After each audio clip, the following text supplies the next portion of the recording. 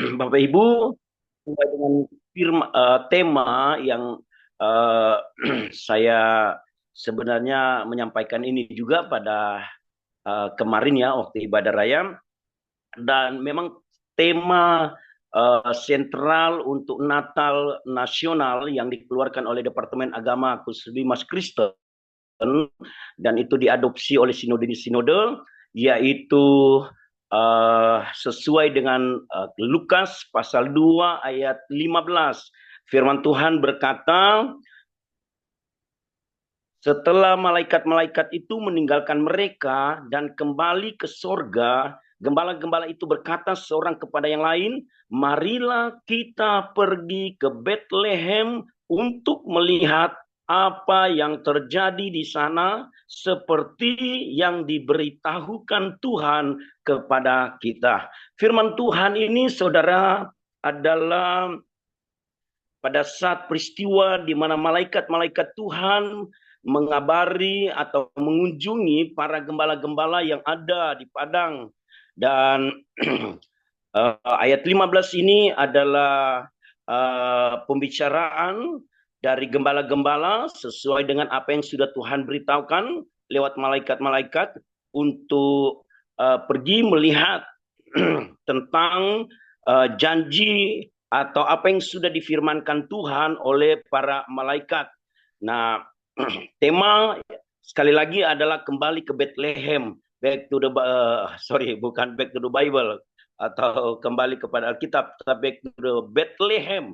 Nah, saudara, kenapa harus kembali ke Bethlehem? Kalau saat ini saudara, perenungan yang saya dengar dengan tema sentral ini adalah berbicara tentang berbagai uh, apa yang terjadi pada waktu peristiwa yang dicatat oleh Alkitab tentang baik kunjungan-kunjungan daripada orang-orang Majus dan juga tentang persembahan-persembahan yang dilakukan oleh orang-orang Majus dan juga peristiwa seperti gembala yang dilawat oleh Tuhan kunjungi lewat malaikat-malaikat Tuhan dan juga tentang apa yang terjadi di mana saat Yusuf dan Maria mencari suatu tempat untuk melahirkan. Maria melahirkan dan semua pintu tertutup atau rumah tertutup, dan pada akhirnya mereka mendapatkan satu tempat yang kita kenal yaitu sebuah kandang domba. Nah, ini selalu berbicara tentang kesederhanaan, berbicara tentang ya, ya intinya kesederhanaan ya. Walaupun saudara kita percaya dan orang-orang Majus juga berkata bahwa ada seorang raja yang akan lahir, tapi pada kenyataannya bahwa dia bukan lahir di ya rumah atau di suatu tempat yang bisa dibilang layak, tapi justru sebaliknya suatu tempat yang tidak layak. Nah, jadi itu refleksi dari tema sentral tentang kembali ke Bethlehem. Tapi saudara yang kekasih dalam Tuhan Yesus Kristus, kalau kita melihat peristiwa ini, ya saya mencoba merefleksikan tentang orang-orang maju, saudara, mereka mengadakan suatu perjalanan kurang lebih saya mencoba mencari, saudara, bahwa ada 2000 kurang lebih 2.300 kilometer, saudara, dari tempat mereka itu untuk pergi ke Bethlehem. Dan saudara, itu artinya hampir 2 kali lipat dari Pulau Jawa. Ya, Pulau Jawa itu dari barat sampai ke timur, ya dari Banten ke Banyuwangi, saudara, itu hampir kurang lebih 1.000 sekian kilo. Ya, jadi bayangkan saudara, perjalanan daripada orang-orang Majus untuk menemukan, saudara, sesuai dengan catatan sejarah Alkitab, yaitu kurang lebih perjalanan mereka, saudara, hampir 70 hari. Ya, itu yang saya dapatkan ya untuk menempuh perjalanan kurang lebih 2.300 kilo. Nah, saya mengambil refleksi adalah bagaimana semangat passion daripada orang-orang Majus ini, saudara, lewat bintang, lewat kompas, yaitu bintang itu, saudara, sehingga mereka menemukan tentang anak atau raja yang baru lahir itu ada di Bethlehem. Ketika bintang itu berhenti di Bethlehem. Sebab itu pada waktu mereka menghadap Herodes, nah maka muncullah tentang Mika 5 ayat 1 itu, bahwa orang-orang Yahudi berkata sesuai dengan Mika 5 ayat 1, bahwa Bethlehem walaupun kota kecil, tapi disitulah akan lahir seorang raja yang akan memerintah, bahkan dikatakan sejak zaman purbakala. Nah, saudara, ini menunjukkan tentang sebuah profetik sesuai dengan firman Tuhan, Yesaya 9 ayat 5, bahwa seorang anak telah lahir untuk kita, ya, pemerintahan ya disebut. Dan satu hal yang kita penekanan di sana adalah Allah yang kekal. Ada kan ya saudara? Dan ini yang selalu kita dengungkan ya, sesuai dengan Yesaya 9 ayat 5. Seorang anak telah lahir bagi kita, ya kan? Dan saudara yang dikasih Tuhan Yesus Kristus, ini juga berhubungan dengan eksistensi daripada Yesus Kristus yang dijanjikan itu, saudara. Yesaya 7 ayat 14, mereka akan menamakan dia Immanuel, dan penggenapan itu terjadi di dalam Matius 1 ayat 23. Mereka akan menamakan dia Immanuel, yang artinya Allah beserta kita. Nah, saudara yang dikasih Tuhan Yesus Kristus, dalam nubuatan baik di nabi-nabi besar dan nabi kecil itu ada kurun waktu 700 tahun, dan penggenapan daripada nubuatan-nubuatan itu terjadi atau tergenapi yaitu pada saat Yesus lahir, ya, itu dicatat dalam Matius maupun Lukas, saudara. Nah, mari kita perhatikan, saudara, ini yang kita bersyukur ya, bahwa kalau mungkin saudara agama-agama lain ya mengatakan bahwa Yesus itu hanya seorang nabi, Yesus itu hanya sebagai seorang utusan, tapi saudara yang dikasih Tuhan sudah sangat jelas, saudara, bahwa lewat Yesaya 9 ayat 5 jelas sekali berkata bahwa Yesus Kristus itu adalah Allah yang kekal. Nah, itu digenapi di dalam Yohanes 1 ayat 1, 2, 3 juga. Pada mulanya adalah firman, firman itu bersama-sama dengan Allah, dan firman itu adalah Allah. Amin. Ayat 3, segala sesuatu dijadikan oleh dia, oleh firman, dan tanpa dia, tanpa firman, tidak ada sesuatu pun yang jadi. Nah, ini yang saya katakan, saudara, kita sangat bersyukur, saudara. Ya, silakan saudara-saudara kita kaum Kedah Nebayot, atau mungkin juga dari agama lain, saudara, berkata bahwa, tapi bersyukur, saudara, bahwa firman Tuhan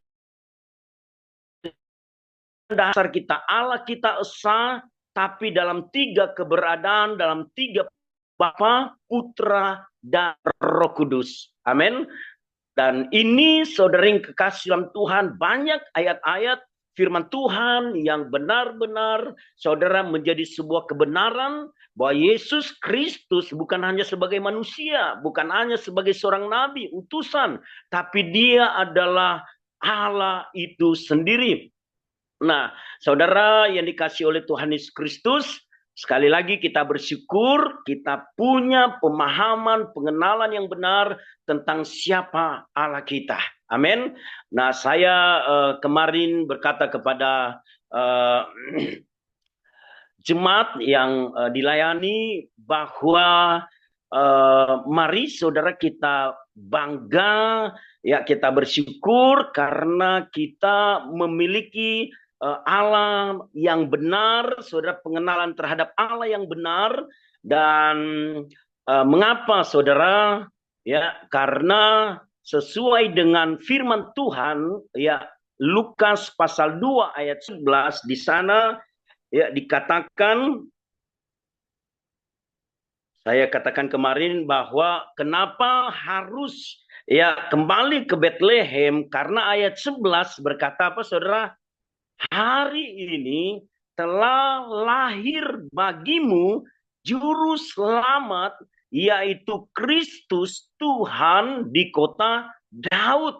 Ini mengapa saudara Bethlehem itu menjadi sebuah suatu tempat sentral, menjadi pembicaraan saudara, dan itu sudah dinubuatkan lewat Mika 5 ayat 1, karena jawabannya adalah hari itu telah lahir bagimu juru selamat, yaitu Kristus Tuhan. Amin.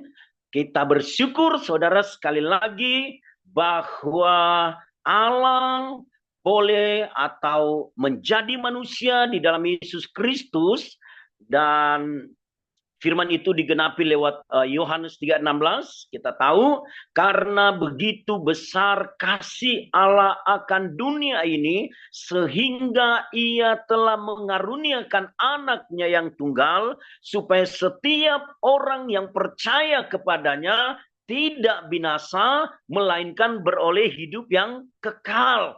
Inilah saudara Natal yang saat ini kita rayakan, yaitu tentang Allah menjadi manusia di dalam Yesus Kristus.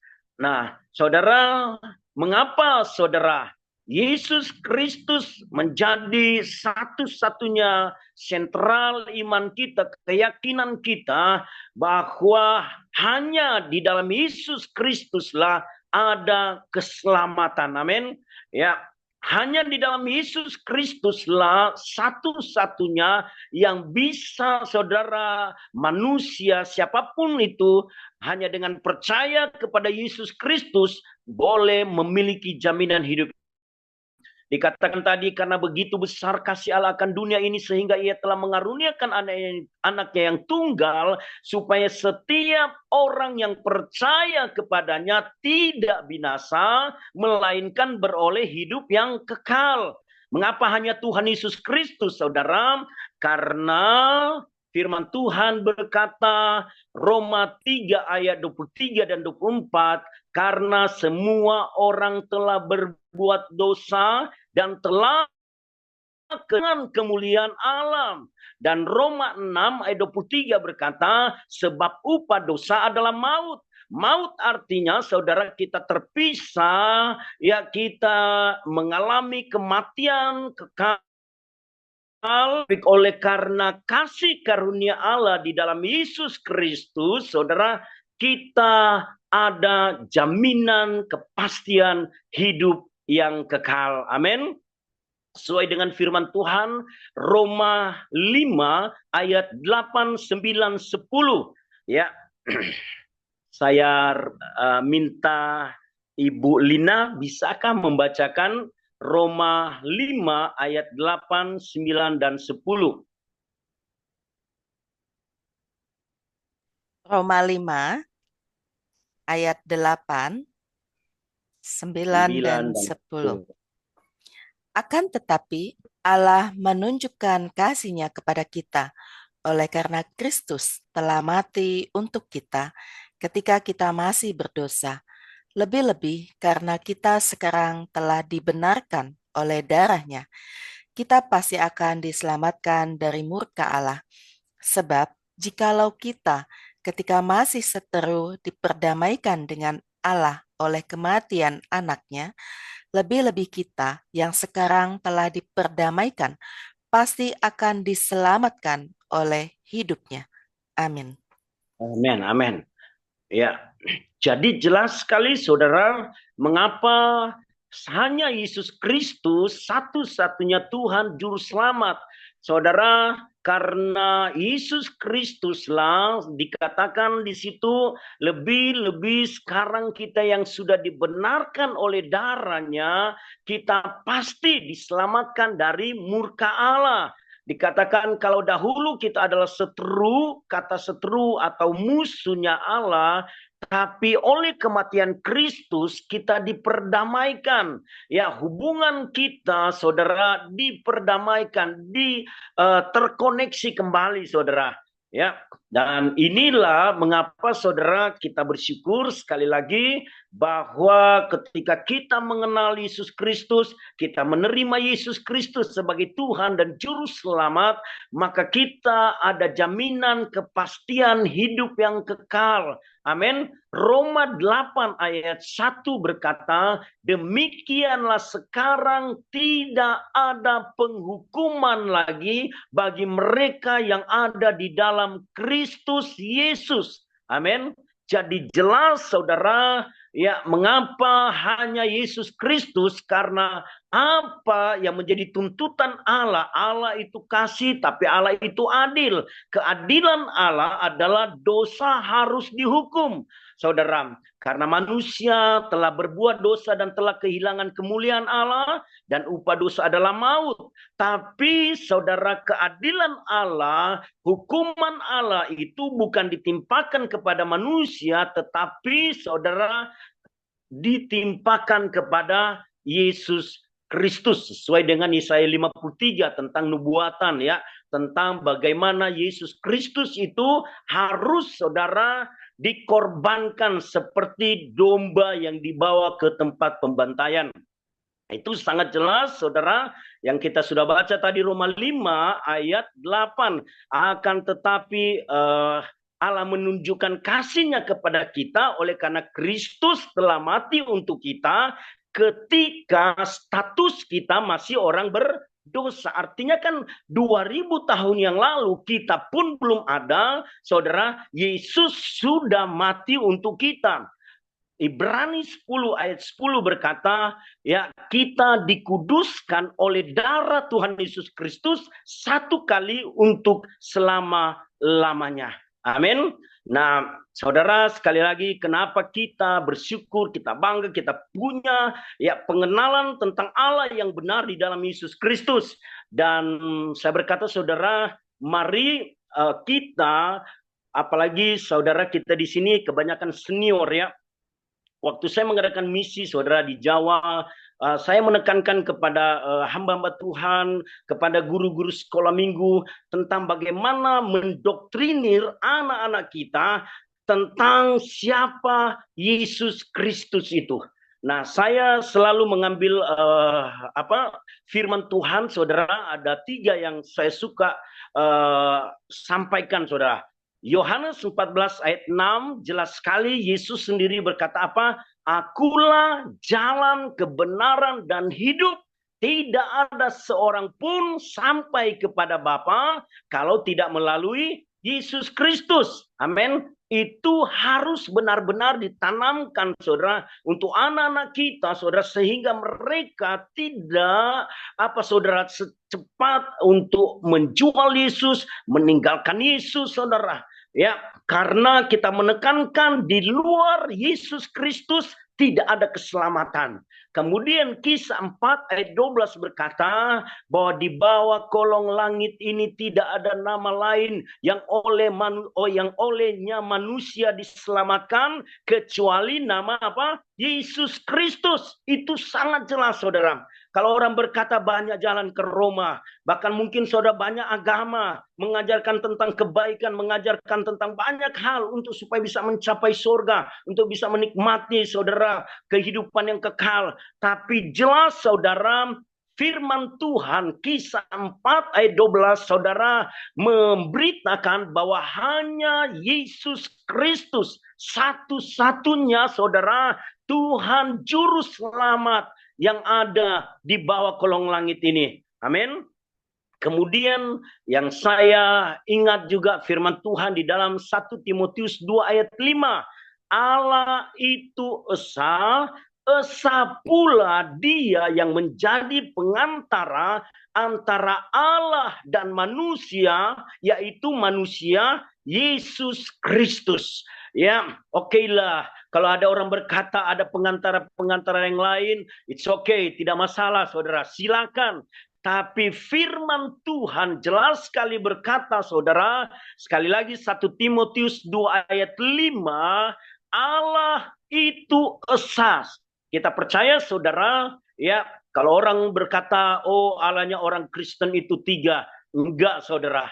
Firman Tuhan berkata baik di dalam Ulangan Allah itu esa, kemudian kembali ditegaskan oleh Paulus 1 Timotius 2 ayat 5, Allah itu esa dan esa pula dia yang menjadi pengantara antara Allah dan manusia, yaitu manusia Yesus Kristus. Satu-satunya, kalau saudara, Yesus sendiri mendeklarasikan akulah jalan, kebenaran dan hidup. Saudara, kemudian Petrus berkata di bawah kolong langit ini tidak ada nama lain yang olehnya manusia diselamatkan kecuali nama Yesus Kristus. Paulus kembali menegaskan bahwa Allah itu esa dan satu-satunya pengantara antara Allah dan manusia karena permusuhan itu, karena manusia sudah jatuh dalam dosa, kehilangan kemuliaan Allah yang sanggup, yang memulihkan, saudara, kehidupan kita manusia dengan Allah kembali kepada penciptaan awal, saudara, hanya melalui Yesus Kristus. Amin. Nah, saudara, mari tanamkan doktrinir. Saya katakan begini, saudara.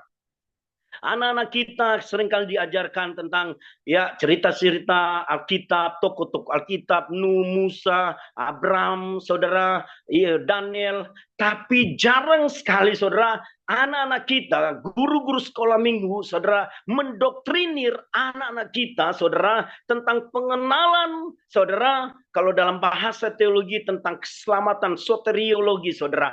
Artinya bahwa satu-satunya juru selamat, satu-satunya yang bisa, saudara, kita manusia diselamatkan itu hanya Yesus Kristus, saudara. Dan harusnya, saudara, anak-anak sekolah minggu kita ini sudah punya keyakinan seperti itu. Sehingga saudara, sekali lagi, tidak mudah mereka, saudara, menjual Yesus, meninggalkan Yesus. Benar nggak, saudara? Ya. Ini yang Tuhan taruh, saudara, ya. Yang saya sampaikan, saudara. Dan mari, saudara, ya, kita harus, saudara, punya keyakinan. Kalau ada satu pujian ya pujian dulu. Kami bangga memiliki Allah sepertimu. Kami bahagia menjadi milikmu, gitu ya. Ya, harusnya saudara ada suatu kebanggaan, suatu apa, saudara? Ya, sukacita, kebahagiaan karena kita mengenal siapa Allah kita yang sebenarnya. Amin. Yesus Kristus, Tuhan dan Juru Selamat kita. Biarlah, saudara, ya, perenungan firman Tuhan di pagi hari ini. Dan saya mau berkata, saudara, satunya, saudara, ya, satu-satunya, ya, yang memberikan keyakinan, pengharapan yang pasti, yaitu hanya ada di dalam Yesus Kristus. Amin. Ya, saya tadi ya kita diingatkan tentang 2 kata pasti tadi ya. Ayat 9-10 tadi ya. Lebih-lebih sekarang kita yang sudah dibenarkan oleh darahnya, kita pasti diselamatkan. Kemudian ayat 10, ketika kita masih seteru, kita diperdamaikan dengan Allah, kita pasti. Nah, saya mau berkata, saudara, bahwa keyakinan, pengharapan kita di dalam Kristus Yesus bukan mudah-mudahan, bukan semoga, saudara. Tapi kepastian, kehidupan yang kekal itu di dalam Yesus Kristus berbicara tentang apa? Kepastian. Pasti, saudara. Amin. Kepastian. Nah, ada satu ayat firman Tuhan juga, saudara, yang mengingatkan kembali kita. 1 Yohanes 5 ayat 13. Boleh Ibu Lina bisa membacakan kembali? 1 Yohanes 5 ayat 13. 1 Yohanes 5 ayat 13. Semuanya itu kutuliskan kepada kamu, supaya kamu yang percaya kepada nama anak Allah tahu bahwa kamu memiliki hidup yang kekal. Amin. Amin. Ya, ayat 13 itu dikatakan semuanya itu kutuliskan kepadamu. Semuanya apa itu? Kalau saudara baca, saudara, ayat-ayat sebelumnya itu temanya adalah kesaksian Allah bahwa siapa yang memiliki anak memiliki hidup. Ya kan? Anak Allah gitu ya. Artinya siapa yang sudah menerima Yesus Kristus itu atau anak Allah itu, kesaksian Allah adalah dia memiliki hidup yang kekal. Nah, maka ayat 13 itu satu kesimpulan, semuanya itu kutuliskan kepada kamu supaya kamu yang percaya kepada nama anak Allah, kamu yang sudah menerima Yesus Kristus sebagai Tuhan dan Juru Selamat. Tadi dikatakan apa Ibu Lina? Tahu Kamu bahwa kamu memiliki hidup yang kekal. Amin. Amin. Itu yang saya katakan, saudara. Firman Tuhan berkata bahwa pengharapan kita orang percaya, pengharapan kita anak-anak Tuhan bukan mudah-mudahan, bukan semoga, tapi pengharapan yang pasti. Kembali lagi kepada Yohanes 3:16, supaya setiap orang yang percaya kepadanya tidak apa? Tidak binasa, melainkan beroleh hidup yang kekal. Amin. Itu saudara yang saya katakan tadi, kebanggaan kita saudara, sehingga kita menjalani hidup kita ini saudara, kita nggak ada ketakutan, kekhawatiran, karena saudara kita ada jaminan kepastian hidup yang kekal di dalam Tuhan Yesus Kristus. Amin. Segala kemuliaan hanya bagi Tuhan Yesus Kristus. Saya kembalikan kepada Ibu Lina. Ya, terima kasih Pak Luki untuk firman Tuhan pada pagi hari ini. Marilah kita pergi ke Bethlehem. Itu tema PGI ya Pak ya. Yang kemudian diadop ya, seharusnya diadop oleh semua gereja yang ada di Indonesia. Karena PGI adalah lembaga secara kelembagaan adalah yang mengcover semua gereja-gereja yang ada di Indonesia. Dan pada saat ini ya, bukan PGI, sebenarnya Bimas Kristen Departemen Agama, dan diadopsi oleh Gereja PGI. Aras Nasional, salah satunya PGI. Oke. Ya, karena PGI ini yang katanya mewakili Indonesia kalau ada berkaitan dengan kekristenan. Nah, pada saat sekarang ini kita akan belajar, sudah ada 44 partisipan yang bergabung. Pemaparan firman Tuhan sudah jelas. Mengapa kita harus memilih Yesus Sang Juru Selamat? Karena Dia bukan salah satu, tetapi karena Yesus Kristus adalah satu-satunya Tuhan dan Juru Selamat di muka bumi ini. Dan ini yang harus kita ajarkan, diteguhkan kepada anak-anak supaya mereka tidak menyimpang dari iman yang dipercayai. Adakah yang mau memberikan peneguhan atau mau sharing atau mau mendiskusikan? Dipersilakan. Adakah? Atau sudah cukup jelas? Ada Pak Desem, udah bangun nih Pak Desem. Halo, ya thank you. Aduh, saya memang baru tidur tadi. Lembur Pak, Pak Desem. Lembur. Memang sulit tidur ya. Lembur sampai jam 10. Iya tuh, tadi malam rapat sampai jam 10, Bu Yudi. Gimana hasil rapatnya? Oke. Persiapan buat tanggal 25 Desember?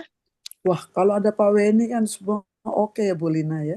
Iya, mantap lah.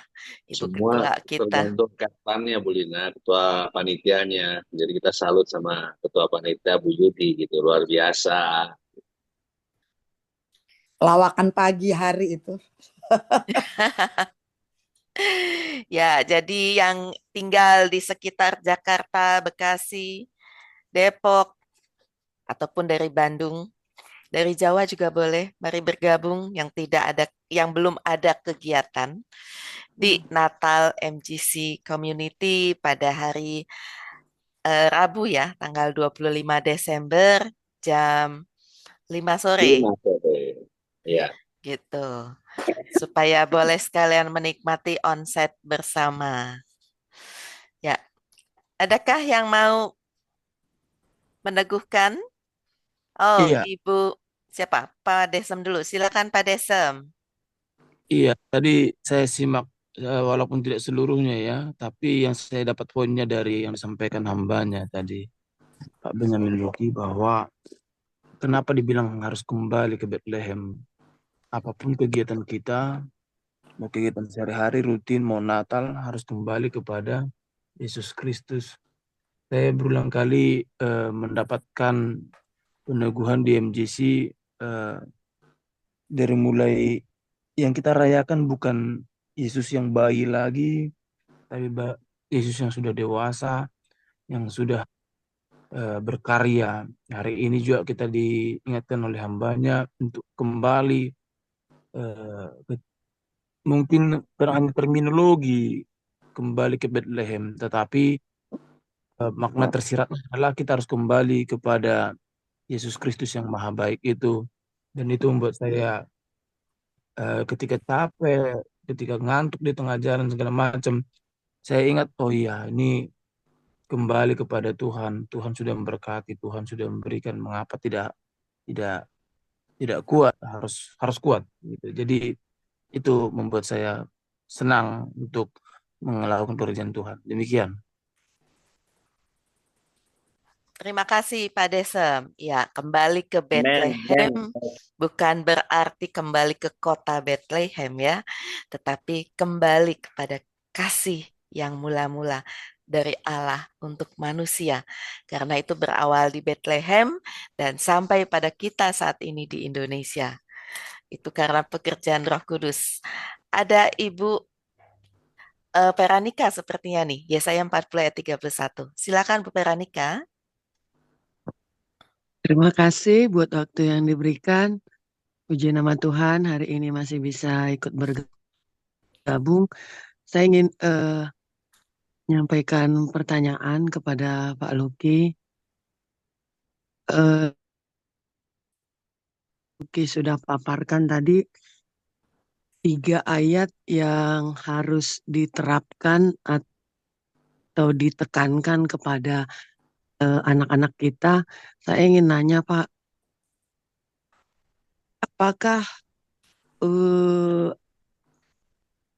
satu contoh keponakan saya ini yang saya sudah lama doakan dan juga menjalin komunikasi, tapi sampai pada saat ini dia masih dalam menjalin hubungan dengan seorang perempuan Muslim.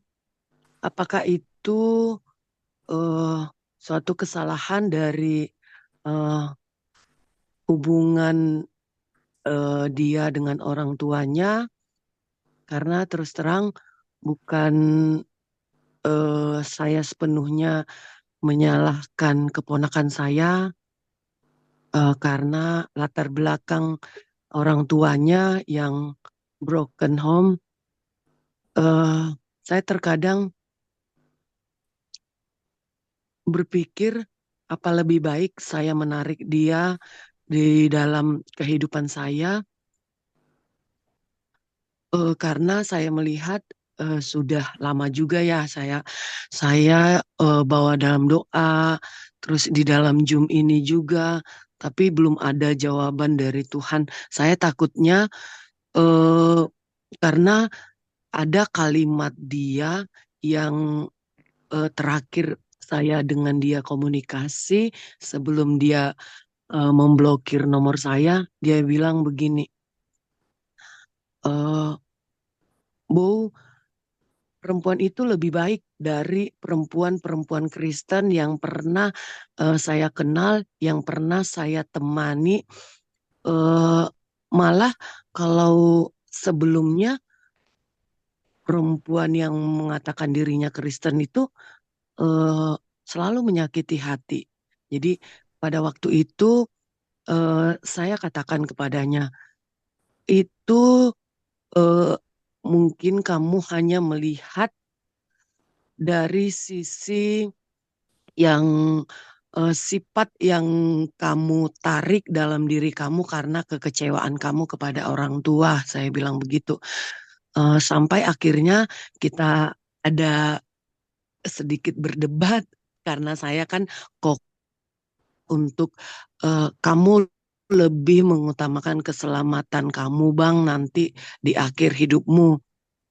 Jangan melihat pada saat sekarang ini. Bisa aja perempuan muslim itu menunjukkan kebaikan-kebaikan kepada kamu untuk menarik kamu. Saya bilang itu sebelum saya akhirnya mengetahui bahwa perempuan itu memang ada maunya kepada keponakan saya ini.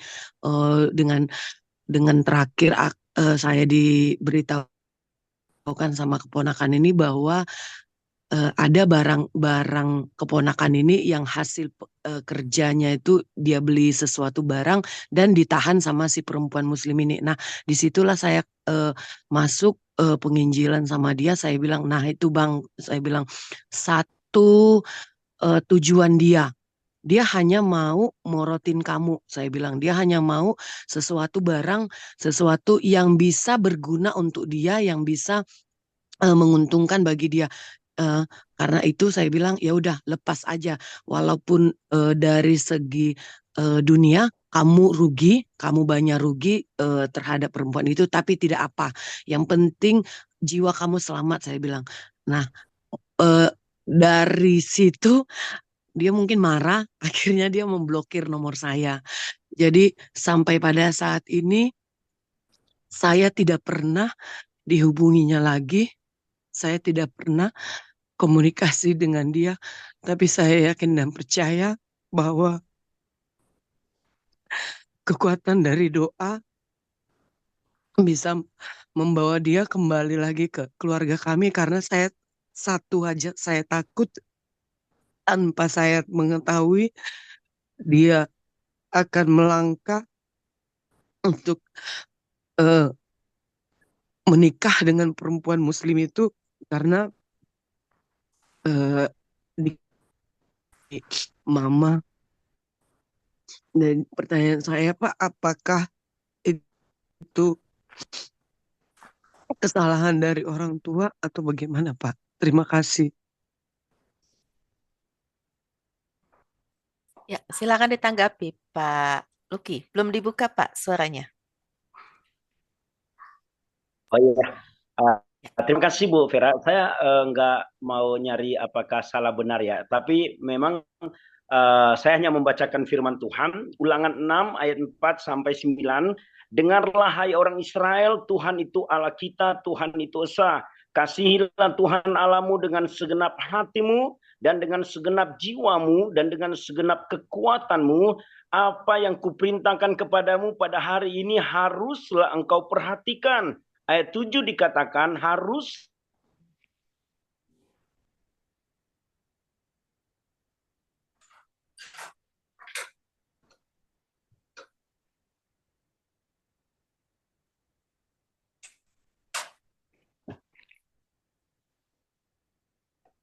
Suaranya Pak Luki apakah hilang? Di saya hilang suaranya.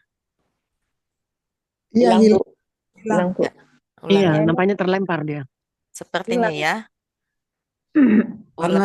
Karena dia sedih dengar suara Bu dari Kalimantan Barat. Ya, Ulangan 6 tadi ya. Ulangan 6 ayat 4. Ya, saya lanjutkan. Dengarlah hai orang Israel, Tuhan itu Allah kita. Tuhan itu esa. Oke, sorry. Sudah masuk, Bu. Sudah masuk lagi. Ya. Tadi Ya, sempat kepental tadi, Bu. terlempar Ya. ketika baca Ayat 7 jelas dikatakan haruslah engkau mengajarkannya berulang-ulang kepada anak-anakmu dan membicarakannya kepada apabila engkau duduk di rumah, apabila engkau sedang dalam perjalanan, apabila engkau berbaring dan apabila engkau bangun. Haruslah juga engkau mengikatkannya sebagai tanda. Nah, artinya saudara, kalau kita yang saya katakan tadi, orang tua kita benar-benar mendoktrinir anak-anak kita tentang pengenalan akan siapa Yesus Kristus itu sebagai Tuhan dan Juru Selamat. Saudara, saya mau berkata begini, ada istilah yang saya dapat, saudara ya, TSM atau terstruktur, sistematif, masif gitu di sekolah-sekolah negeri gitu ya.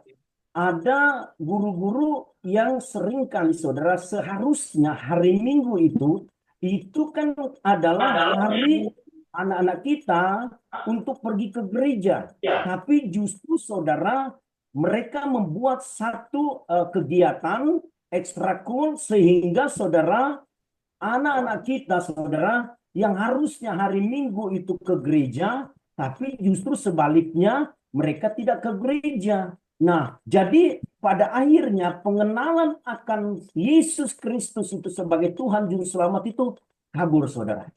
Nah, itu yang saya dapat, saudara, waktu saya mengadakan misi di beberapa 1 tahun terakhir ini. Dan seperti itu, saudara, kendala anak-anak kita yang sekolah di sekolah-sekolah negeri, saudara, seperti itu. Ketika tanya kenapa anak-anak kayaknya nggak ada sekolah minggu, nggak ada pemuda remaja, nah hari Minggu itu nggak hadir, ya karena itu, saudara, oh lagi ada kegiatan di sekolah. Padahal kan hari Minggu itu harusnya mereka itu ada di gereja, gitu. Nah, di dalam Amsal 22 ayat 6 kalau tidak salah dikatakan, didiklah orang muda. Coba Bu Lina, Amsal 22 ayat 6 ya kalau nggak salah ya. Amsal 22 ayat 6. Didiklah orang muda menurut jalan yang patut baginya, maka pada masa tuanya pun ia tidak akan menyimpang daripada jalan itu. Amin. Amin. Ya itu ya. Jadi kalau kita sekarang mau bicara salah apa ya, yang sekarang kan yang perlu yaitu mungkin Ibu kira kita sementara mendoakan ya, kita sementara mendoakan. Dan kalau dia berbicara misalnya tentang perbuatan baik ya, itu lebih baik apa ya, ini juga bicara kalau kita mau memberikan ayat firman Tuhan kan misalnya tentang keselamatan, tentang kehidupan yang kekal kan, Efesus 2 ayat 8-9 berkata begini kan, sebab oleh kasih karunia kamu diselamatkan oleh iman, itu bukan hasil usahamu, itu bukan hasil pekerjaanmu, jangan ada orang yang memegahkan diri. Ya, kalau nggak salah Efesus 2 ayat 8-9 ya. Ada yang saya suka selalu, saudara, kembali mendengungkan tentang sola gratia. Keselamatan itu hanya oleh anugerah Tuhan. Kemudian sola fide, keselamatan itu hanya oleh iman. Dan sola scriptura, back to the Bible, keselamatan itu hanya ada di dalam Alkitab, di dalam firman Allah. Ya, jadi kalau bicara ya, seringkali juga kita ya banyak pendeta masih menekankan tentang perbuatan dalam arti, saudara, ya padahal kan kalau kita bicara tentang Filipi ya, kerjakan keselamatanmu dengan takut dan gentar, artinya keselamatan itu sudah ada. Kita mengerjakan keselamatan itu bukan supaya kita selamat, tapi karena kita sudah selamat, saudara. Ya itu harusnya ditanamkan, tapi kan ya, masih ngomong ya, bahwa harus tambah, harus supaya kita ini.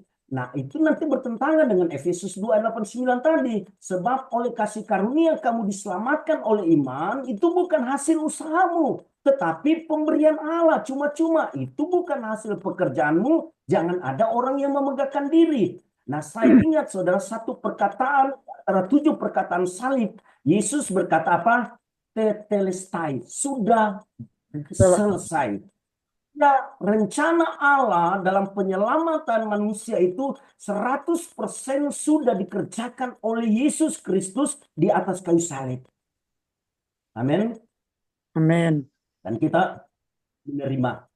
Ya.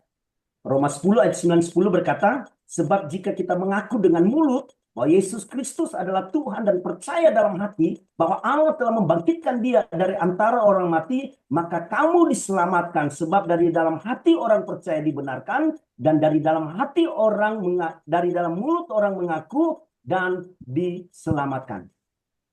Ya, mungkin ada yang lain yang senior yang bisa memberi, ya silakan ya. Saya hanya meresponi aja. Kasih Bu Lina. Ya. Bu Lina boleh ikutan Bu Lina. Oh, Bu Yudi mau Bu Yudi dulu boleh, silakan. Ya, Ini Yudi. kalau Bu Pera, kalau saya kan Bu Lina bukan Pak Luki ya, secara umum aja. Kalau doktrin dari tempat seberang itu luar biasa, itu harus kita pahami. Karena mereka punya doktrin kalau bisa membawa seseorang, udah surga, habis itu mau membunuh apa. Nah, itu yang luar biasa ya doktrin dari seberang itu. Kan? Kalau bisa memindahkan itu udah pasti surga hukumnya. Dan kedua mungkin anak zaman sekarang Bu Pera, kalau saya misalnya Bu Pera udah tahu saya hobi es krim ya, ketemu Bu Pera bilang jangan makan es krim, saya nggak mau lagi berteman sama Bu Pera. Ketemu gue cuma larang makan es krim, udah tahu kesenangan gue. Nah Bu Pera as a mom ya, I'm as a mom ya, kenapa anak saya itu teman saya semua gitu, teman anak saya tuh sama saya tuh dianggap saya ibunya gitu.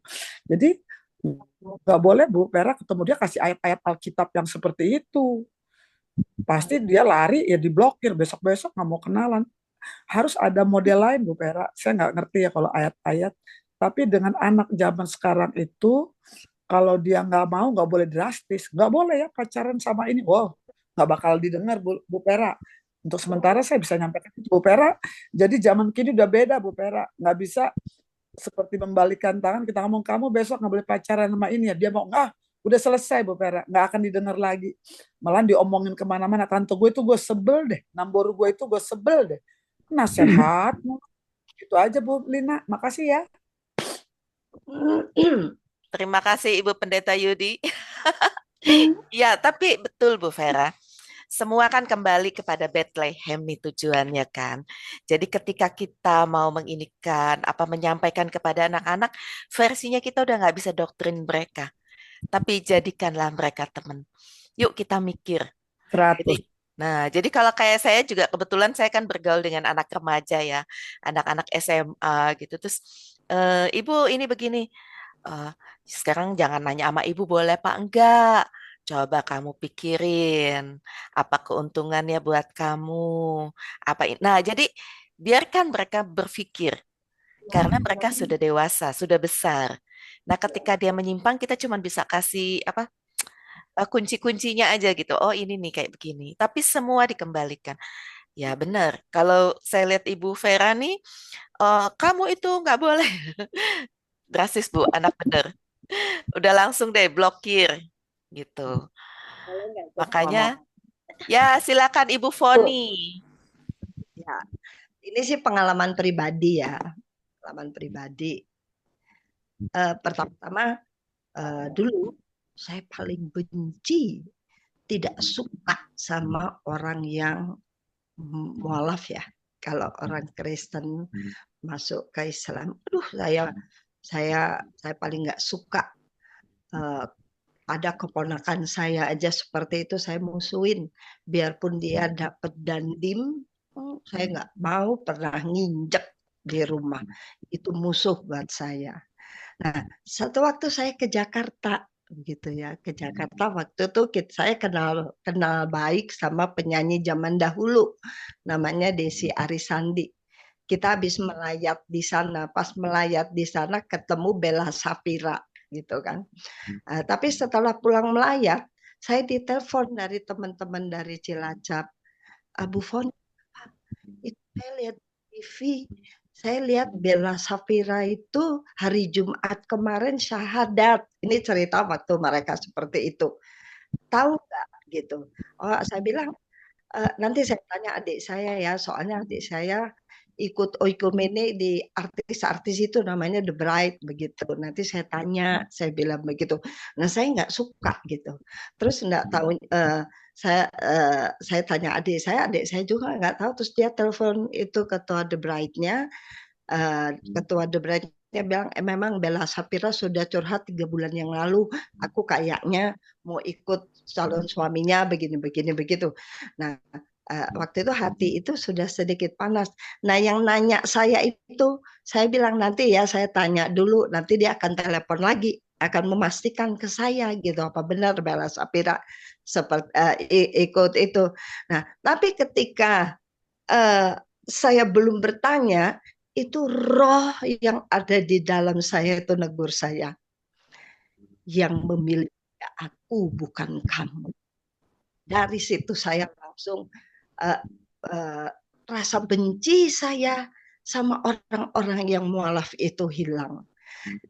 Dari saya mendengar itu, saya sekarang sudah tidak pernah benci kalau ada orang Kristen masuk Islam.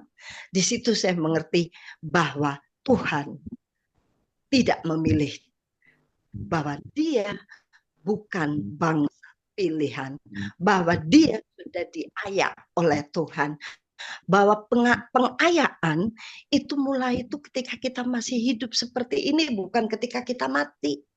Jadi saya langsung buka semua bahwa dia sudah kena ayaan, sudah diayak.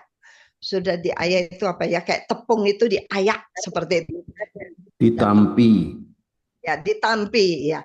Nah, mulai dari situ saya juga saya sudah hilang saya kebencian saya karena saya ditemplak ya, langsung mengerti gitu. Oh iya, yang memilih dia itu bukan saya kok, Tuhan yang menegur saya seperti itu. Jadi saya kalau ketemu seorang ibu, tapi memang di Yeskiel ada di situ berkata bahwa kita harus menegur orang itu sampai 3 kali. Jika sudah 3 kali, sudah lepaskan saja dia sudah memang bukan, Tuhan sudah tidak memilih dia bukan bangsa pilihan memang begitu. Kita harus menegur. Karena kalau kita tidak menegur dia, dosa dia di dalam Yeskiel itu, dosa dia itu kita kena, kita juga berdosa. Jika kita melihat sesuatu dan kita tidak menegur, dosa itu kena ke kita. Jadi siapapun, jika kita memang melihat seperti itu, kita memang punya tanggung jawab. Ini di perjanjian lama ya, perjanjian bahwa kita harus menegur dia. Menegur tidak perlu ya tidak perlu keras-keras, sebab kita harus tetap percaya bahwa yang memilih dia bukan kita tetapi dia. Seperti itu. Jadi ya maaf saja kalau sampai ini edak kita yang cantik ini sudah menegur dan dia masih tetap ngotot memilih itu, ya kita harus berpikiran positif bahwa dia memang sudah diayak Tuhan, bukan bangsa pilihan, bukan anak yang dikasihi Allah. Tapi kita tetap percaya ketika Daud berkata, jika bangsaku dia punya itu berbuat dosa, jika dia berbalik, bahwa kalau anak buahnya Daud itu berbalik, Allah akan menerima. Nah, itu kita juga pegang janjinya bahwa Allah akan menerima jika kita bertobat dan berbalik. Seperti itu. Walaupun kita juga tahu bahwa Allah paling tidak suka diduain, diselingkuhin itu nggak suka, seperti itu. Itu pengalaman saya. Jadi kalau memang sudah terjadi, ya sudah positive thinking bahwa yang memilih dia bukan saya, bukan Eda kok, Tuhan. Amin. Ya, luar biasa, Ya, Mami terima Foni, kasih. udah sehat ya. Ya, Udah Ibu sehat, Foni, Mama ya. ya, terima kasih. Sebelumnya Amin, amin. Pak PKL menyampaikan di 2 Korintus 4 ayat 4, yaitu orang-orang yang tidak percaya, yang pikirannya telah dibutakan oleh ilah zaman ini, sehingga mereka tidak melihat cahaya Injil tentang kemuliaan Kristus yang adalah gambaran Allah. Jadi kalau kita sudah menyampaikan, tetapi dia tetap berbalik, bukan untuk menenangkan hati kita, tetapi benar yang dikatakan oleh Ibu Foni bahwa sudah terayak, ternyata dia lolos dari ayakan itu, dan kita tidak bisa bagaimana karena dia sendiri yang harus kalau dia sudah mendapatkan kebenaran, begitu ya. Ini masih ada 3 orang, tetapi boleh Ya, Ibu ya Rati, saya Bu, Ibu Rati dulu apa Ibu Rustin dulu? ya saya gampang Bu, cepat Ya, singkat jelas. monggo, Ini. monggo. Tadi hambanya mengatakan bahwa tentang 1 Yohanes 5 ayat 13 ya. Saya bacakan ya Bu ya. Semua itu diutus kepada kamu supaya karena kamu percaya kepada sama Allah, anak Allah Tuhan, bahwa kamu memiliki hidup yang kekal.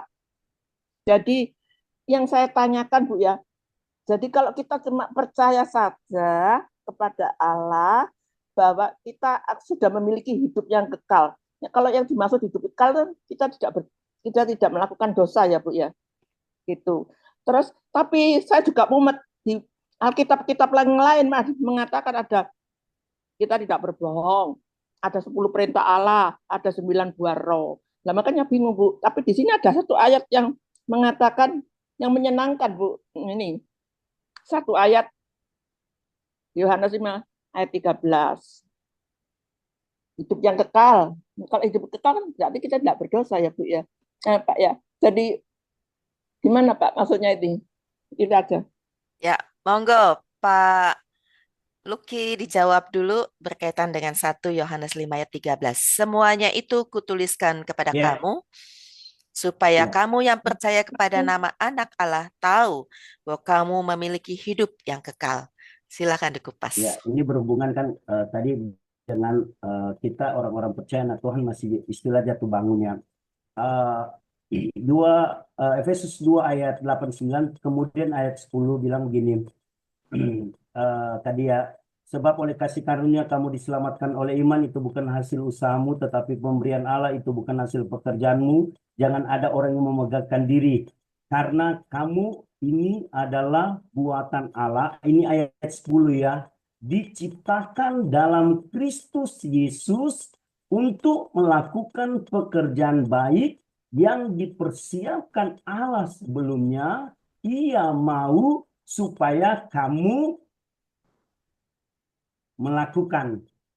mengerjakan. Jadi di sana, kalau saya bilang itu ada satu paket ya, kita diselamatkan itu anugerah Tuhan, selamatkan oleh iman itu, tapi juga Tuhan sudah menaruh itu ya, bahwa ada hal-hal sesuatu yang harus kita kerjakan gitu ya. Saya selalu bilang satu paket. Kemudian di dalam Galatia 5 ayat 13, memang kamu sudah dimerdekakan dari dosa, tetapi jangan mempergunakan kesempatan atau ya untuk kita melakukan dosa. 1 Korintus 5 ayat 13. Ibu Lina coba tolong baca sedeh. Ya, saya ingat firman Tuhan ini, memang kamu sudah dimerdekakan. Galatia 5 ayat 1, sungguh-sungguh kamu sudah dimerdekakan dalam Kristus Yesus. Itu ya, Galatia 5 itu tentang kemerdekaan. Nah, ada ayat 13 muncul di situ. Silakan, Bu Lina. 1 Korintus 5, Pak. Ya, Galatia 5 ayat 13. Galatia 5 ayat 13. Saudara-saudara, memang kamu telah dipanggil untuk merdeka. Tetapi janganlah kamu mempergunakan kemerdekaan itu sebagai kesempatan untuk kehidupan dalam dosa, melainkan layanilah seorang akan yang lain oleh kasih. Ya. Amin. Ya, itu. Mungkin itu jawabannya aja ya Bu Rosti ya. Jadi bukan berarti kan kayak ada yang suka ngomong gini, oh kalau berarti kalau kita sudah selamat kita seenaknya berbuat dosa. Itu nggak ada di ayat Alkitab, nggak ada. Justru kan ya tadi itu yang Efesus 2 ayat 10, kamu ini buatan Allah, diciptakan dalam Kristus Yesus, ada apa? Untuk melakukan pekerjaan baik. Bahkan dibilang yang dipersiapkan Allah sebelumnya, ia mau supaya kamu hidup di dalamnya. Nah, muncul lagi Galatia 5 ayat 13 tadi. Ayat 1 saya bilang tadi bahwa kamu sudah dimerdekakan dalam Kristus. Kata merdeka itu kan sama seperti status kita yang sudah diselamatkan gitu kan. Nah, muncul ayat 13. Saudara-saudara, memang kamu sudah merdeka, tetapi jangan pergunakanlah kemerdekaan itu ya untuk berbuat dosa. Gitu ya, Bu. Makasih, Bu. Iya, ya, Mungkin ada makasih Pak Pak Desem Erding. atau yang senior Makasih. senior ini, ya silakan ya. Ya, Ya, jelas ya Bu Rustin. Jelas, jelas Bu, Jadi jelas. Jadi ada sambungannya Bu ya. betul, kita harus berbuat baik bukan supaya diselamatkan, tapi mengucap syukur karena sudah ya, diselamatkan. berasa terima kasih Ya, kita. Ya, makasih. Ya. ya Makasih, sekarang Pak. ke Ibu Dewi Rati masih mau bahas mengenai apa nih? Silakan. Ya, shalom semuanya. Shalom. Puji Tuhan, saya mau bicara berdasarkan kesaksian gitu ya. Saya juga basic saya juga Muslim gitu kan. Makanya kemarin waktu Zoom yang hari Sabtu itu sebenarnya saya pengen ngikut banget, cuman saya kebetulan pagi-pagi 5:30 mesti berangkat ke Kerawang, jadinya saya nggak bisa ini gitu kan. Makanya kalau ada rekamannya saya mau banget. Terus basic saya Muslim, Bu. Setiap malam kami selalu bikin mesbah gitu kan. Kami firman gantian, terus nyanyi, nyembah, worship gitu kan, terus doa gitu. Baru kami doa tidur segala macam gitu kan. Nah, cuman saya juga tekenin sama anak-anak saya, ayo firman pribadi udah nyampe mana gitu kan. Tapi sampai detik sekarang itu suami saya itu, padahal dia tuh Kristen dari orok gitu ya. Tapi kalau disuruh firman pribadi itu masih susah gitu. Masih lebih gampang ngedidik anak-anak gitu kan. Terus anak saya yang pertama, dulu waktu masih umur sekitar 22-23 itu dia pernah punya pacar itu orang Muslim gitu. Saya juga sempat ketar-ketir gitu ya. Cuman kan sempat saya giniin, Ci, itu ada temen gereja mama itu anak gadis, dia bawa pacarnya ke gereja loh, dia orang Buddha kata saya gitu kan. Terus saya disengol gitu sama anak saya gini, Mama mau, Gaby mau apa diajak ke masjid mau, kata gitu. Saya digituin, saya diam aja, saya senyum aja udah. Tapi saya dibarengi dengan saya mau rajin worship, saya mau rajin nyembah, saya mau rajin firman sama Tuhan, dan saya mau rajin perkatakan firman Tuhan. Saya mau serahkan semua ke dalam tangan Tuhan gitu loh.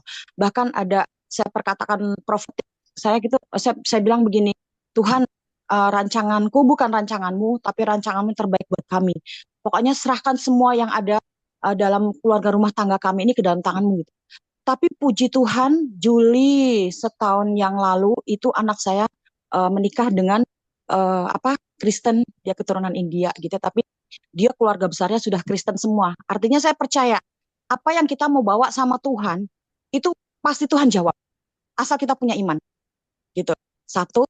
Terus keduanya, beberapa bulan ini saya juga ada masalah anak saya yang nomor 4, dia ini sebetulnya saya malu ya saya buka di forum ini, tapi saya yakinlah Tuhan punya rencana buat setiap anak-anaknya tuh, Tuhan punya rencana yang indah gitu kan. Saya juga cerita sama Bu Eri segala macam kan.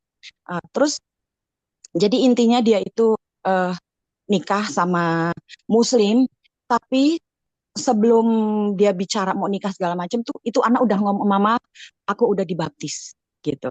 Jadi waktu mereka pacaran, itu anak kan Muslim ya, sering diajak ke gereja sama anak saya mau. Bahkan pas saya nggak sempat ke gereja, jadi saya sama anak tuh gerejanya beda gitu. Saya mau yang dekat, anak saya maunya yang di mall gitu kan. Suatu saat karena saya nggak sempat ke gereja, saya kan kami bareng-bareng sama pacarnya itu kan. Dan dia lihat bagaimana saya sungguh-sungguhnya saya worship, sungguh-sungguhnya saya ke gereja. Saya nggak cuman mau datang duduk diem dengerin dada gitu, nggak begitu. Saya mau bener-bener saya worship, bener-bener saya dengerin firman gitu. Artinya si mantu saya ini, pacarnya anak saya ini, lihat betapa kamu punya mertua modelnya kayak gini gitu. Artinya kita mau kasih teladan sama dia gitu kan. Terus kemarin dia pas mau married sama anak saya, tiba-tiba dia ngomong, Mama, aku udah dibaptis. Artinya gini, apa ya? Mungkin kalau secara pribadi, mungkin kalau orang Muslim, maaf ya, mungkin kalau dengar apa namanya, ini mohon maaf, jadi udah hamil duluan gitu. Saya malu sebetulnya ngomong, tapi saya percaya Tuhan punya rencana yang indah lah buat anak saya ini. Terus kami kaget dong setelah tahu begitu. Suami juga nangis, malah suami saya yang nangis. Tapi saya heran banget gitu, Roh Kudus kasih saya tenang gitu loh. Saya nggak marah-marah, saya nggak pingsan, saya nggak tabokin dia, lu udah nodain anakku segala macam gitu. Tapi dia bilang, Mama, aku udah urusin pendeta segala macam, tinggal besok pemberkatan. Dia bilang, oh ya wes, ya udah, yang penting eh, tanggung jawab dan kalian saling sayang gitu kan. Saya nggak marah-marah, nggak ini. Tetap saya bilang, kamu udah kasih istilahnya, mohon maaf ke muka orang tua. Tapi Mama percaya kalian udah dewasa lah gitu. Terus satu hal yang saya syukurin itu, dia bilang dia udah dibaptis, itu aja. Padahal orang tuanya tuh muslimnya tuh fanatiknya luar biasa gitu. Akhirnya intinya saya welcome dengan senyum ya, bukan dengan marah-marah, lu udah begini-begini, enggak. Terakhir siangnya itu kan malam ya, mereka cerita besoknya siangnya anak saya mau dijemput kerja, terus baru saya bisa nangis. Saya bilang begini, sini sayang, saya gitu kan, saya pegang tangannya, tolong sayang Rahel ya, kata saya gitu. Enggak, pokoknya saya mohon sama dia, tolong sayangin Rahel ya, jangan, kalau kamu mungkin nanti cinta sama cewek lain, kamu lihat fotonya Rahel yang lagi cantik, kata saya gitu kan. Tapi puji Tuhan sampai detik sekarang tuh mereka, saya suka ini kan sama anak saya, mau tidur iya bikin mesbah segala macam, ajak suami membaca Alkitab gitu, nurut gitu. Saya bersyukur itu aja. Artinya kita pikir yang positif-positif aja gitu, dan jangan kita mau paksa orang untuk apa sih, ayo lu ke gua gitu, nggak bisa. Saya setuju dengan ibu siapa tadi yang kesaksian tadi itu kan, nggak bisa kita mau paksa orang untuk ayo ikut gua, nggak bisa. Kita kasih teladan sama dia. Dan number one, doa, worship, nyembah, firman, prophet, itu saya percaya dan yakin dan percaya Tuhan jawab kita punya doa. Emang ada beberapa doa yang Tuhan belum jawab, tapi itu kan kata Tuhan buat supaya kita tekun ya, supaya kita mau tekun cari dia, supaya kita mau deket lagi sama Tuhan. Udah itu aja, puji Tuhan. Saya percaya rancangan Tuhan, rancangan terbaik buat kita. Rancangan kita bukan rancangan Tuhan, tapi rancangan Tuhan yang terbaik buat kita. Udah itu aja. Terima kasih, Tuhan berkatin. Ya, terima kasih Ibu Dewi Rati untuk kesaksian yang juga menguatkan bagi kita semua. Ada pertanyaan dari Ibu Pera bahwa apakah itu menjadi tanggung jawab Ibu Pera karena dia keponakan kandung. Jawabannya, iman adalah tanggung jawab masing-masing, bukan tanggung jawab bersama. Ya, jadi tapi kewajiban buat kita adalah menyampaikan tentang kebenaran, bukan memaksakan. Karena seperti yang tadi Ibu Foni katakan, itu adalah pilihan. Apakah kita dipilih, apakah kita tidak terpilih, apakah kita mau memilih. Ya, Pak Nelson menyatakan, saya tidur bersama orang Muslim selama 30 tahun sampai beliau meninggal dunia 4 tahun yang lalu. Karena Dini adalah istri saya. Iman kami saling menghormati dan rencana Tuhan indah pada waktunya. Kesimpulan untuk saya adalah jangan sampai agama memecah belah kehidupan duniawi kita. Begitu. Ya. Jadi betul, iman itu adalah pribadi. Kita hanya bisa menyampaikan, tetapi tidak bisa memaksakan. Kalau dia tidak terpilih, kita memaksa seperti apapun, tidak bisa. Tapi kita harus selalu menyampaikan. Kalau kita tidak bisa berkata, tidak bisa melalui perkataan, perbuatan kita harus menunjukkan bahwa kita adalah surat Kristus yang terbuka. Begitu ya Pak Luki, ini sudah 6.33, masih ada 2 orang, seru banget nih. Lanjut Bu Lina. Gimana? Udah pada kerja soalnya nih. Lanjut. Oke. Atau kita selesaikan di sini, Pak Luki bisa menyimpulkan. Boleh, ya, saya hanya merespon aja ya, karena Bu Vera sepertinya kasih kesempatan 3 menit aja. Sesuai dengan Ibu Dewi Rati tadi ya tentang profetik yang ada firman Tuhan di dalam Yesaya 55 ayat 11. Ya kan, setiap firman Tuhan yang keluar tidak akan kembali dengan sia-sia. Ini bicara tentang profetik, deklarasi gitu ya. Yesaya 55 ayat 11. Setiap firman yang keluar tidak akan kembali dengan sia-sia. Kemudian Amsal 18 ayat 21 berkata, hidup dan mati dikuasai lidah. Siapa suka menggemakannya akan memakan buahnya. Kemudian Markus, Yesus berkata, menurut perkataanmu engkau akan dibenarkan dan menurut perkataanmu engkau akan dihukum. Kalau kami orang-orang profetik gitu ya, Ayo Bu Vera, pokoknya jangan berpikir negatif, masih ada anugerah Tuhan, perkatakan dengan profetik. Keponakan saya, gitu ya. Maksudnya hal-hal yang baik gitu. Ya, Amsal 18 ayat 21 tadi, hidup dan mati dikuasai lidah. Siapa suka menggemakannya, artinya kita menggemakan hal yang baik tentang keponakan kita. Amin. Ya itu. Jadi sekali lagi bersyukur ya kita mengenal siapa Allah kita yang benar. Ya, back to the Bethlehem karena ada Yesus Kristus Tuhan dan Juru Selamat kita. Puji Tuhan. Itu saja Bu Lina. Saya kembalikan ke Bu Lina. Silakan. Bu Lina, Ya, Bu Melana. Ya. Bu Pera, waktu Tuhan itu bukan waktu manusia, Bu Pera. Jadi Bu Pera tetap doakan untuk keponakan Bu Pera. Bu Pera jangan bersedih. Memang Tuhan kehendaki Kristian itu boleh menjadi berkat bagi perempuan itu sebelum perkataan secara politik. Benar kata Pak Amin. Yes. Katakan, pacarnya siapa namanya? Engkau masuk Kristen, engkau percaya Yesus Kristus, engkau terima Yesus Kristus. Jadi Bu Pera harus berkatakan dengan profet. Jangan bersedih Bu Pera, karena waktu Tuhan itu terbaik. Yang terpenting Bu Pera mengutarakan jadi darah orang itu tidak ditanggung oleh Bu Pera atau orang tuanya, dan juga Bu Pera kan untuk orang tuanya yang sudah berontak itu boleh kumpul yang melihat bahwa kehidupan keluarga dari keponakan Bu Pera itu diubah oleh Yesus.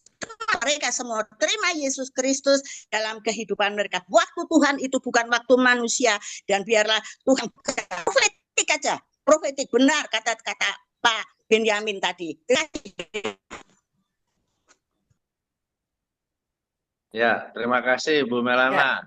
Terakhir 1 menit Bu, buat Pak Desem. Silakan Pak. Baik, seluruh Injil yang dituliskan sebelum Perjanjian Baru adalah curhat. Sudahkah Ibu mendengarkan curhat keponakan Ibu Pera? Curhat itulah yang disampaikan perkaranya Yesaya. 40 tahun dia menginjili, tidak ada yang bertobat. Setelah Yesaya masuk surga, ini iman saya berbicara. Yesaya curhat sama Tuhan. Dan Tuhan mendengarkan. Itulah isi Ibrani 1 ayat 2. Dengarkanlah semua orang yang mau kau ubah. Dengarkan dulu semuanya. Semuanya. Jadilah jadi tong sampah yang baik. Terima semua sampahnya. Suatu saat, setelah dia selesai mengutarakannya, engkau tahu harus berbuat apa. Dan ketika kau tidak bisa berbuat apa-apa, tanya Tuhan. Tuhan kirim seseorang untuk bisa berbuat sesuai yang dia sampaikan. Apa yang harus diperlakukan? Tuhan akan bekerja. Demikian. Amin. Amin. Amin. Amin. Ya, Benar. percaya. Amin. Terima kasih. Percaya bahwa apapun yang terjadi adalah seizin Tuhan. Percaya bahwa kita tidak bisa memaksakan iman kita kepada orang lain.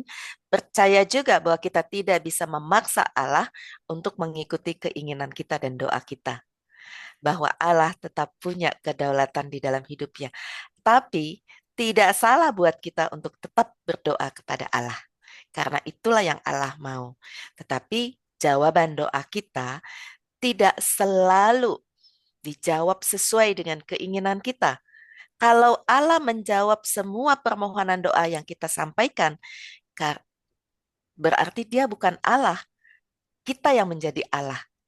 Kita yang mengatur supaya semua boleh beres sesuai dengan kemauan kita. Tapi kita harus ingat bahwa dia adalah Allah kita yang berdaulat. Dan dia tahu yang terbaik. Begitu ya Bapak Ibu. Dan kita sudah selesai di 6.38.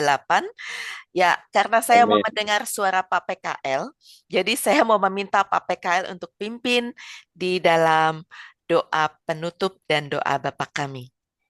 Silakan. Dan dilanjut dengan doa berkat oleh Pak Luki. Silakan Pak PKL.